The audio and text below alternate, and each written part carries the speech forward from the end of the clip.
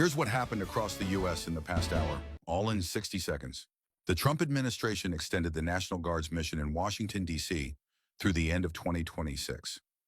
About 2,500 troops will remain deployed as city leaders continue to object and a legal fight proceeds.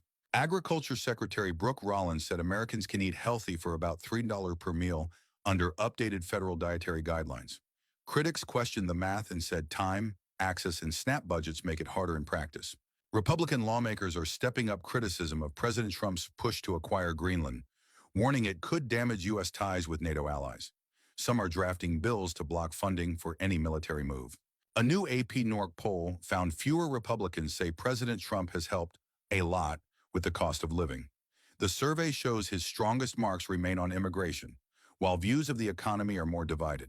Congressional Democrats held a public hearing in St. Paul to condemn the Trump administration's icy surge in Minnesota. Lawmakers demanded federal oversight and an independent review after a fatal shooting involving an ICE officer.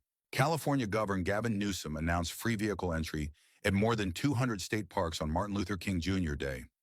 The state said private donations will cover costs after federal officials ended free entry at national parks. A new New York Times Magazine feature examines how Minnesota's liberal politics and refugee communities are colliding with the Trump administration's immigration crackdown. It details the disruptions around Minneapolis as protests and enforcement intensify.